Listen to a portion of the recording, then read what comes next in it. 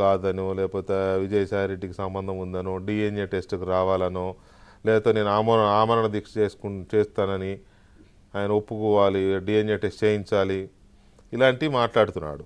సరే, అది మరి కోర్టుకు వెళ్తారో ఆ కేసులు చట్టాలు ఏం తెలుసుకుంటారో అది సాయిరెడ్డి గారు వాళ్ళు చూసుకుంటారు. కాబట్టి ఇక్కడ సొసైటీకి ఆంధ్రప్రదేశ్ రాష్ట్రానికి మొత్తానికి సంబంధించిన విషయం ఒకటి వెలుగు చూస్తోంది.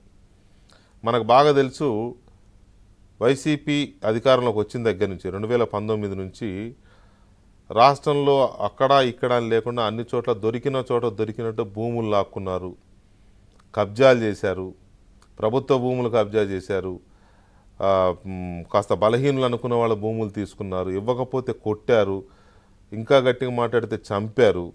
ఇవన్నీ చూస్తూనే ఉన్నాం. మనం చూసాం గడిచిన 5 ఏళ్లలో ఎంత దారుణమైన పరిస్థితి చూసాం. పర్టికులర్గా వైజాగ్ ఒక హిస్టరీ ఉంది ఈ వ్యవహారంలో. వైజాగ్లో రాజధాని తెస్తాం అని చెప్పి వైజాగ్లో ఇవి చాలా పెద్ద ఎత్తున జరిగాయి. దాదాపు 30,000 ఎకరాలు ఇట్లా కబ్జాలు చేశారు.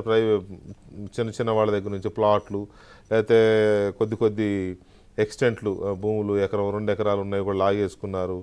కొన్ని వెంచర్స్ని భయపెట్టి వాళ్ళ పేరు మీద రాయించుకున్నారు. లేకపోతే వీళ్ళు ఏ రేట్ చెబితే ఆ రేటుకే నువ్వు అమ్మాల్సిందే అని చెప్పి అట్లా రాయించుకున్నారు. ఇట్లా చాలా చూసాం మనం. ఇవన్నీ బోల్డిన ఆరోపణలు. వైజాగ్ వెళ్ళి ఎవరిని కదిలించినా ఇదే పరిస్థితి.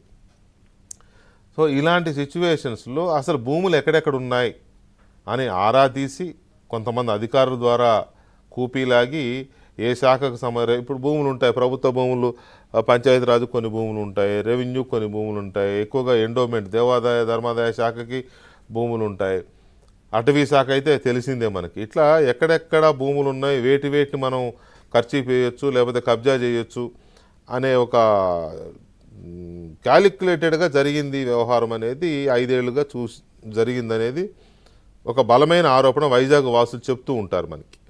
అయితే ఇక్కడ 1,60,00,000 రూపాయలను ఎండోమెంట్స్ డిపార్ట్మెంట్లో అసిస్టెంట్ కమిషనర్గా పనిచేస్తున్న శాంతి కుమారి గారి కుటుంబానికి ఎందుకు ఇవ్వాల్సి వచ్చింది విజయసాయిరెడ్డి గారు? ఇది ఇచ్చాడని నేను అనడంలా, మాకు డబ్బులు ఇచ్చాడని తీసుకున్నాయని చెప్తున్నాడు.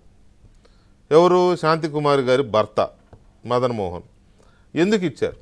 1,60,00,000 అంటే మనమే చిన్న అమౌంట్ ఏం కాదు. అది 1,60,00,000 అసలు చిన్న అమౌంటా పెద్ద అమౌంటా తర్వాత సంగతి.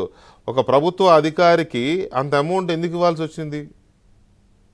ఫ్రీగా ఇవ్వరు, గిఫ్ట్గా ఇవ్వాల్సిన అవసరం లేదు. గిఫ్ట్ ఇచ్చినా బ్రైబ్ కిందే, లంచం కిందే లెక్క. అది ఎందుకు ఇవ్వాల్సి వచ్చింది? ఏ ప్రయోజనాలు ఆశించి ఇచ్చారు?